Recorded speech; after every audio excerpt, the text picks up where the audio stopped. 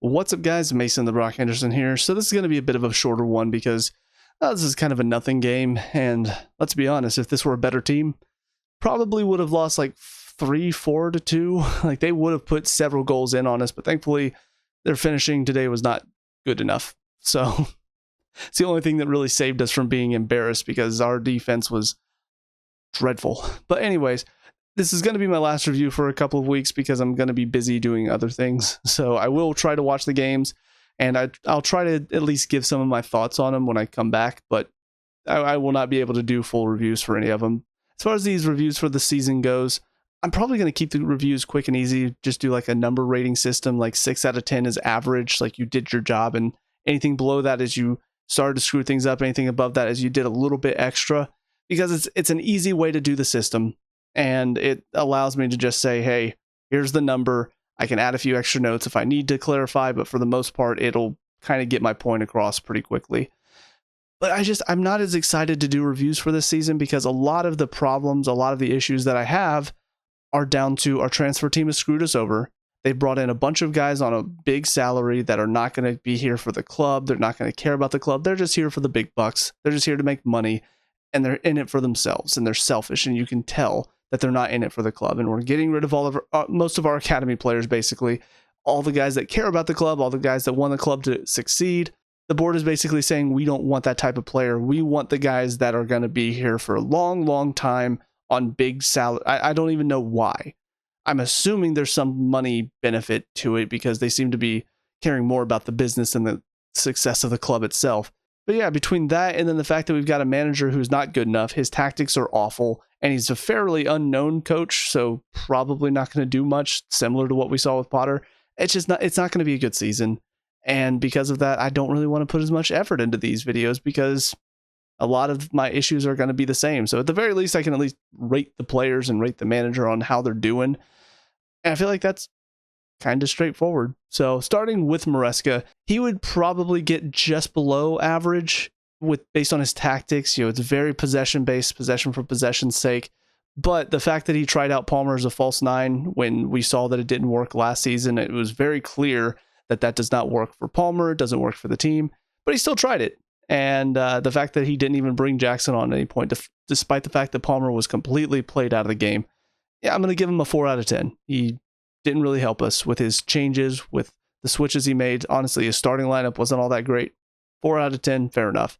Jorgensen in goal, 6 out of 10. Didn't have any really difficult saves to make, so he did his job well enough, but he wasn't really tested either.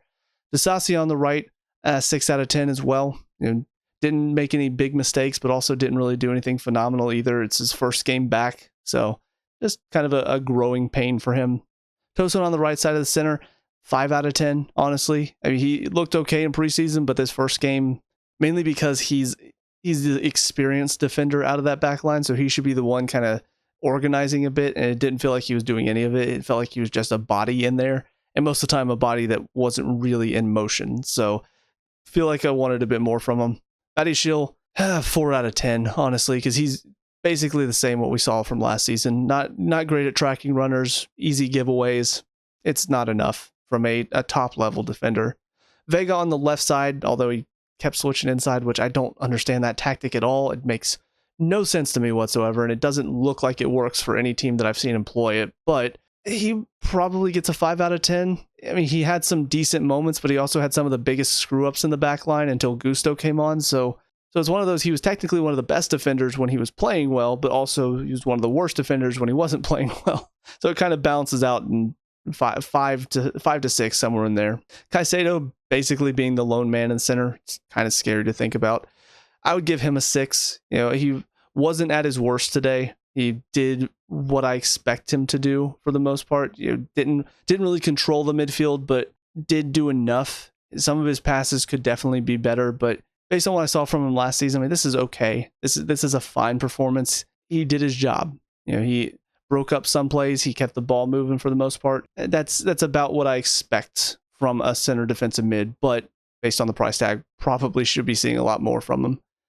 Neto on the right side, I would say probably about a 6, maybe close to a 7. He did okay. He had some good dangerous runs. His final third quality, though, has to improve, because as dangerous as he looks on the ball, it's going to start looking like a Mudryk situation real quick if he doesn't start producing something in the final third, because a lot of his passes were just a little behind or just not quite hitting their target.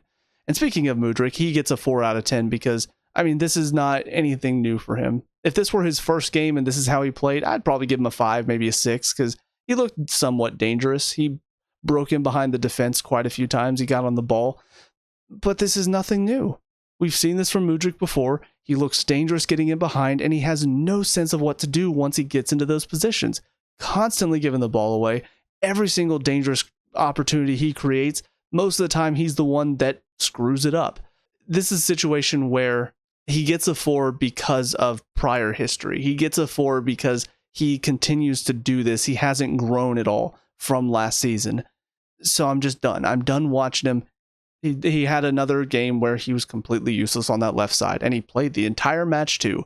Go figure. And Cuckoo in the middle, I'd probably give him a 7, maybe close to an 8, because he did look pretty dangerous for the most part. Obviously, he's also the one that draws the penalty and puts it away, so that does knock his rating up a little bit. But yeah, overall, I think he's a solid player. I want to see a bit more of him. I don't know why we signed Felix when we have him, to be honest, because I feel like they play very similar positions. So I don't know what that's about. But yeah, I think he looks pretty solid, and if he can stay fit, I think he'll be pretty effective for us this season. Dewsbury-Hall probably would get a 5, if not for the fact that I kept comparing him to Gallagher all games, so I'd probably give him a 3 based on what we had with Gallagher. Like, he is just, he's such a bargain bin version of Gallagher. The best thing about him is that he works hard to win the ball back, but he did that one time this game that I can remember, and it did lead to a chance. But other than that, a lot of giveaways, didn't do enough to win the ball back most times. He's worthless. Why did we sign him and sell Gallagher? I know it's a business reason, but from a football standpoint, make it make sense. You cannot, because it makes no sense whatsoever. We have signed a bargain bin version of Gallagher. It's ridiculous. But as far as Guillou is concerned, it's really disappointing because you would hope that we bring in somebody to really challenge Jackson so that he would grow from last season and feel like he needs to improve. But Guillau's basically the same, just a little less athletically capable than Jackson is. Like, he works hard, but Jackson's got more speed and strength. So yeah, it's really a 4 out of 10. You know, like, just the chances that he wasted. I mean, the one chance that he created where he won it from the keeper and then basically passed it right to the keeper when he had a wide open net, that alone almost drops his score down to a 3, because that is pathetic finishing from a striker. It doesn't matter how young he is, you've got to do better than that. That was ridiculous.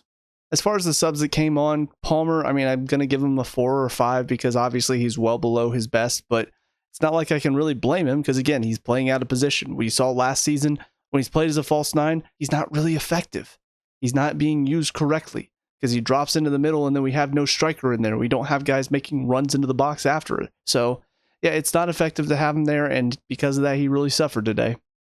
Matty Uweke obviously will get a lot of plaudits for scoring his goal, but me personally, I'm going to give him a 7 because the goal was nice, but he still had several moments of being selfish, several chances that he wasted, even though he had better options because he wanted to shoot. He wanted to take on the defender. He wanted to make himself look good. That's who he is, and unfortunately, he's not changing.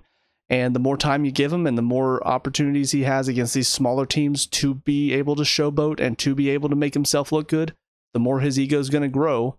So it's going to be a situation where, once again, we're going to face a lot of Premier League teams that can shut him down and make him look useless. And so he won't play, and then he'll start complaining, and then he'll get in like an FA Cup match. He'll score against like a smaller side, and then all of a sudden now he's top of the world again. He's amazing. He's fantastic, and he's not. Fernandez, once again, being deployed further forward, just like against Man City, and once again, not very effective in the final third.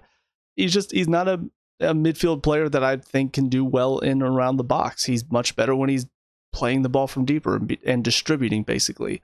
I think based on today, I'd give him a 6. He didn't really do anything awful. He just wasn't very effective for us going forward. Gusto, pretty easy to give him the worst rating, 2 or 3 out of 10, because he really was awful today. right away, one of the first touches is a pass to the other team, and then he made a couple other passes right to the other team, and defensively he was a little too easy to beat. So he looks way off where he was last season. That's concerning, considering he was probably one of our better players throughout last season. So I don't know what Maresca's done. I don't know what he did in the offseason, but he looks well below his standard from last season. And then Lavia didn't really have a whole lot of time to make an impact on the game, so it's hard to give him a rating.